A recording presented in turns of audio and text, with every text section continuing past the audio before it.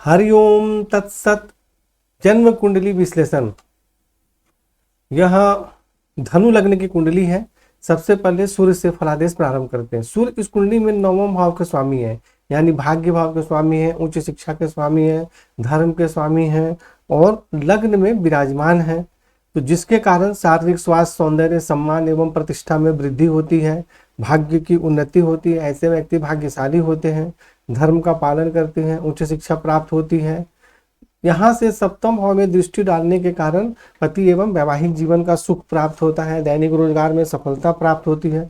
परंतु सूर्य एक अग्नि तत्व ग्रह है, जिसके कारण कुछ मतभेद भी बना रहता है और जो जीवन साथी होते हैं वह भी प्रभावशाली होते हैं। परंतु अब इस पे सूर्य पर किस ग्रह की दृष्टि है यह भी हमें देखना जरूरी है। तो सूर्य पर देखिए राहु की दृष्टि है और सूर्य पर शनि की भी दृष्टि है। तो मैंने पहले सूर्य का अकेले का फलादेश बताया। तो अकेले जब सूर्य थे तब तो बढ़िया था, लेकिन सूर्य जो है राहु और शनि से पीड़ित हो गए। तो जिसके कारण वास्तविक फलादेश क्या हो जाएगा कि शारीरिक स्वास्थ्य, सौंदर्य एवं जीवन की उन्नति में कठिनाई एवं परेशानी होती है। भाग्य की उन्नति में भी कठिनाइयों का सामना करना पड़ता है। उच्च शिक्षा प्राप्त करने में परेशानी होती है, धर्म का पालन ठीक से नहीं कर पाती। तो इसलिए ऐसी स्थिति में सूर्य का मंत्र जाप करें, जल अर्पित इत्यादि करें और राहु शनि से संबंधित दान एवं उपाय करें।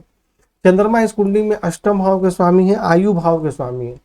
बाकी कुंडलियों में 6, 8, 12 भाव के जो स्वामी होते हैं उनको अकारक माना जाता है, लेकिन सूर्य और चंद्रमा यदि अष्टम भाव के स्वामी हो जाए तो उनको अष्टम भाव के स्वामी होने का दोष नहीं लगता, यानी अकारक नहीं माना जाता। तो चंद्रमा यहाँ विराजमान है, जिसके कारण आयु में वृद्धि होती है, भाग्य की उन्नति होती है, धर्म का पालन करते हैं, उच्च शिक्षा प्राप्त होती है। तृतीय भाव में दृष्टि के कारण भाई बहन का सुख प्राप्त होता है। परंतु चंद्रमा जो है वह भी राहु से पीड़ित है, तो जिसके कारण स्वास्थ्य एवं आयु के संबंध में कठिनाई एवं परेशानी होती है, उच्च शिक्षा प्राप्त करने में भी परेशानी होती है और मानसिक परेशानी भी बनी रहती है। तो इसलिए यहाँ पे चंद्रमा को मंत्र जाप करेंगे, चंद्रमा को प्रबल करेंगे और राहु से संबंधित दान एवं उपाय करेंगे। मंगल जो है इस कुंडली में पंचम भाव के स्वामी है और द्वादश भाव के स्वामी है। तो एक तरफ तो वह त्रिकोण के स्वामी है, यानी कारक है, और द्वादश भाव के स्वामी है, तो कुछ अकारक का भी प्रभाव मंगल में होता है। तो मंगल यहाँ अपने उच्च राशि में विराजमान है।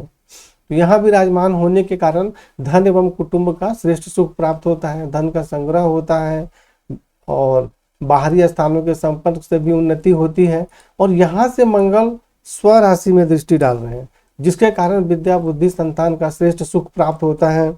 और यहाँ से मंगल अष्टम भाव में दृष्टि डाल रहे हैं, जिसके कारण आयु में वृद्धि होती है। 9वें भाव में दृष्टि के कारण भाग्य की उन्नति होती है, धर्म का पालन करते हैं, उच्च शिक्षा अच्छी प्राप्त होती है।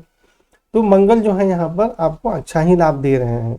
बुध जो है इस कुंडली में सप्तम भाव के स्वामी है और दसम भाव के स्वामी है, 2 केंद्र के स्वामी है और बुध लग्न में विराजमान है, जिसके कारण शारीरिक स्वास्थ्य, सौंदर्य, सम्मान एवं प्रतिष्ठा में वृद्धि होती है। पिता, राज्य एवं रोजगार के क्षेत्र में सुख, सम्मान एवं सफलता प्राप्त होती है। और यहाँ से दृष्टि डालते हैं सप्तम भाव में, तो जीवन साथी का सुख प्राप्त होता है, दैनिक रोजगार में सफलता प्राप्त होती है। और बुध यहाँ पर बहुत अच्छा लाभ दे रहे हैं, परंतु बुध बिल्कुल कमजोर है, 0-2 डिग्री का है, देखिए बिल्कुल कमजोर है। और चलित कुंडली में जो बुध है वो द्वादश भाव में आ जा रहे हैं, तो जिसके कारण स्वयं के व्यवसाय में पूर्ण सफलता प्राप्त नहीं होती है। और द्वादश भाव में जाने के कारण पिता, राज्य, रोजगार, पति, वैवाहिक जीवन के सुख में भी कठिनाई एवं परेशानी होती है। यानी हमें कोई भी कुंडली लग्न और चलित दोनों के हिसाब से देखना पड़ेगा। यदि चलित में या लग्न में कहीं भी कोई परेशानी है तो हमें उसका उपाय करना जरूरी है। लग्न कुंडली में तो बुध बहुत अच्छा लाभ दे रहे हैं, परंतु बिल्कुल कमजोर हैं, तो पहले तो इनको तो प्रबल करना पड़ेगा। लेकिन चलित कुंडली में बुध द्वादश भाव का भी फल दे रहे हैं, तो द्वादश भाव में जाने के कारण स्वयं के रोजगार में सफलता प्राप्त नहीं होती है, जन्म स्थान से दूर या बाहरी स्थानों के संपर्क से रोजगार में सफलता प्राप्त होती है, दैनिक रोजगार में भी कठिनाइयों का सामना करना पड़ता है। गुरु जो है इस कुंडली में लग्नेश है और चतुर्थ भाव के स्वामी है, यानी लग्न के तो स्वामी हैं ही स्वयं के, और माता, भूमि, भवन के भी स्वामी हैं। और लग्न का सबसे महत्व ज्यादा होता है कुंडली में।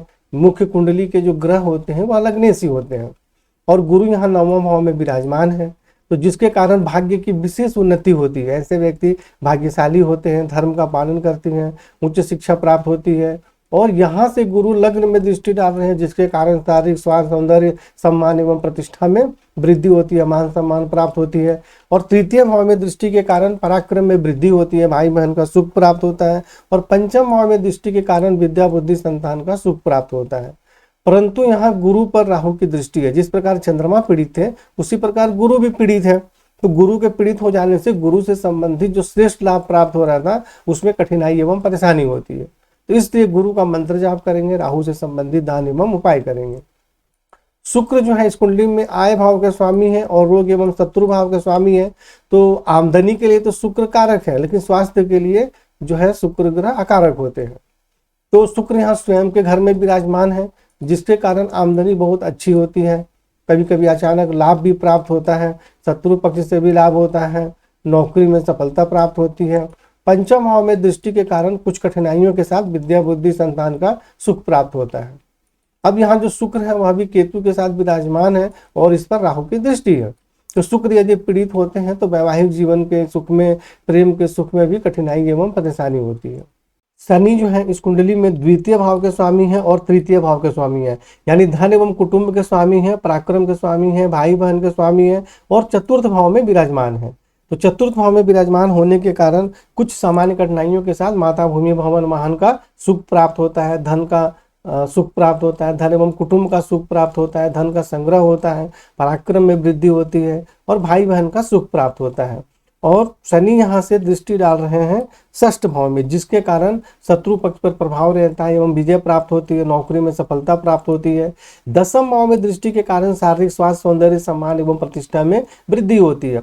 परंतु लग्न में सूर्य पर दृष्टि के कारण शारीरिक स्वास्थ्य, सौंदर्य, जीवन की उन्नति, भाग्य की उन्नति, इन सभी क्षेत्रों में कठिनाई एवं परेशानियों का सामना करना पड़ता है। तो इसलिए यहाँ पर शनि से संबंधित हम दान एवं उपाय करेंगे और सूर्य की आराधना करेंगे। और शनि जो है लेकिन चलित कुंडली में वह तृतीय भाव में आ जा रहे हैं। तो तृतीय भाव में आने के कारण जो है सूर्य पर शनि की दृष्टि नहीं होगी, लेकिन यहाँ से चंद्रमा पर दृष्टि हो जाएगी।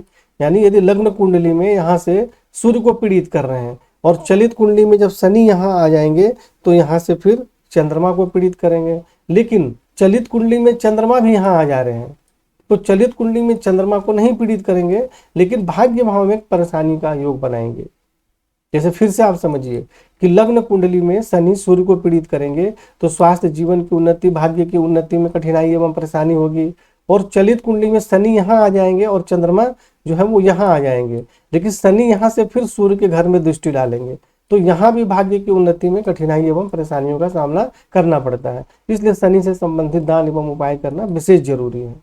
राहु यहाँ पंचम भाव में विराजमान है, जिसके कारण विद्या बुद्धि संतान के सुख में कठिनाई एवं परेशानियों का सामना करना पड़ता है। और नवम भाव में चंद्रमा पर दृष्टि के कारण भाग्य की उन्नति में कठिनाई एवं परेशानी होती है, धर्म का पालन ठीक से नहीं कर पाती हैं और स्वास्थ्य एवं आयु में भी परेशानी होती है, मानसिक परेशानी बनी रहती है।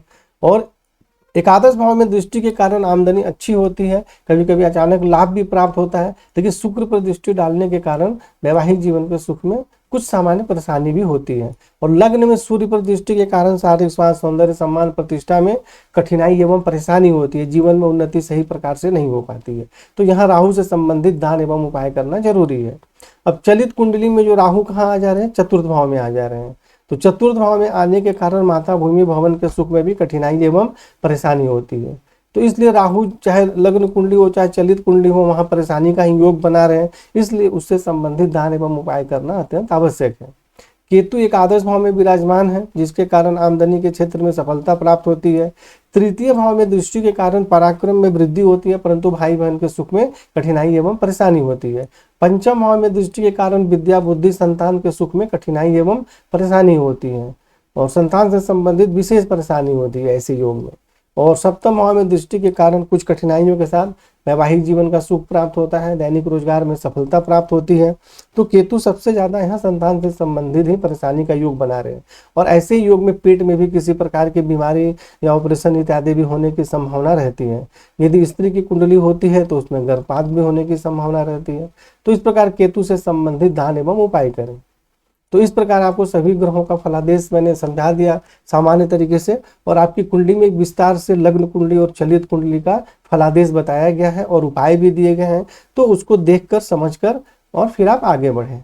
और आप लोगों से विशेष निवेदन है कि आप लोग हमारे चैनल को सब्सक्राइब करें, लाइक करें, जिससे कि हमारा भी मनोबल बढ़े वीडियो बनाने में और आप लोग को समझ में भी आए। हरिओम तत्सत।